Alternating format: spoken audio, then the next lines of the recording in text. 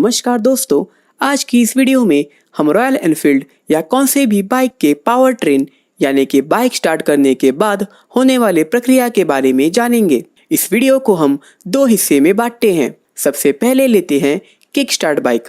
तो जब हम किक मारते हैं तब अंदर बहुत कुछ होता है। इसे समझने से पहले ये जानना जरूरी है कि पावर कैसे फ्लो होता है। सबसे पहले तो इंजन पावर जनरेट करता है, जो वीडियो आप सभी लोगों ने देखी और बहुत सारा प्यार दिया। इंजन के फ्लाई व्हील से कनेक्टेड होता है क्लच, जो आगे जाके गियर्स के मेन शाफ्ट से कनेक्टेड होता है।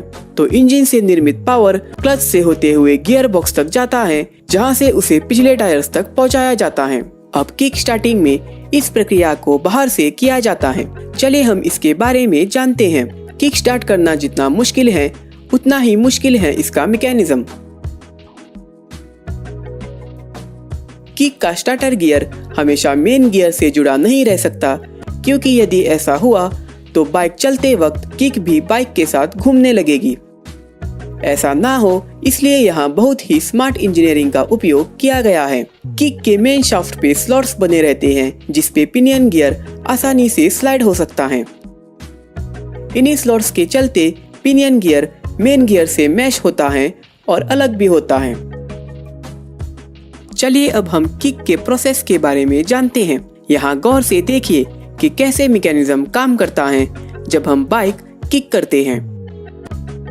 जब बाइक रनिंग कंडीशन में रहती है तब kick starter gear main gear से जुड़ा नहीं रहता है, क्योंकि ये लाजमी है कि अगर दोनों गियर गाड़ी चलते वक्त जुड़े रहेंगे तो किक पेडल गोल गोल घूमता रहेगा। इसलिए यहाँ रैचेट और स्प्रिंग मैकेनिज्म का उपयोग किया जाता है।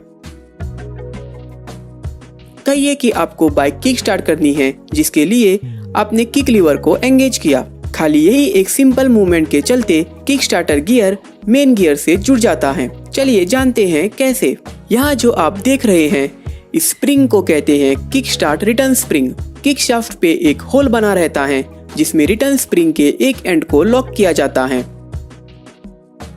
और दूसरे बचे एंड को इंजन कवर में लॉक किया जाता है। स्प्रिंग को अपनी जगह पे बनाए रखने के लिए स्प्रिंग गाइड का इस्तेमाल किया जाता है। इससे होता यूं है कि रिटर्न स्प्रिंग अपने जगह पे फिक्स रहती है और ये आगे पीछे नहीं आ जा सकती। आगे चलते हुए इसे कहते हैं गियर रैचेट असेंबली। ध्यान से देखें कि गियर पे नॉचेस बने होते हैं, जो रैचेट में मौजूद खांचों से जुड़ के लॉक हो जाते हैं। रैचेट पे स्प्रिंग फोर्स का दबाव रहता है, जो इन दोनों को अपनी जगह पे बनाए रखता है। तो जब किक पेडल को प्रेस करते हैं तब रिटर्न स्प्रिंग लोड होती है। किक शाफ्ट घूमते हुए वो रिटर्न स्प्रिंग को लोड करता है। शाफ्ट के घूमते ही बैक प्लेट आगे पुश होती है और स्प्रिंग प्रेशर के चलते रैचेट मैकेनिज्म आगे जाते हुए स्टार्टर गियर को आगे पुश करता है और स्टार्टर गियर मेन गियर से जुड़ जाता है। यहाँ गौर करें कि किक शाफ्ट पे स्लॉट्स बने रहते हैं, जिसमें गियर रैचेट मैकेनिज्म स्लाइड होकर मेन गियर से जुड़ जाता है।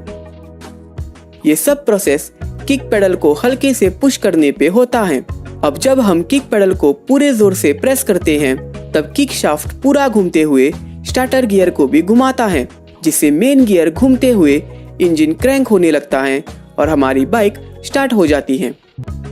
इंजन स्टार्ट होने के बाद जब हम किक पेडल को रिलीज करते हैं तब रिटर्न स्प्रिंग में इकट्ठा हुए काइनेटिक एनर्जी के चलते किक शाफ्ट किक पेडल को घुमाते हुए उसे अपनी जगह पे वापस ला देता है।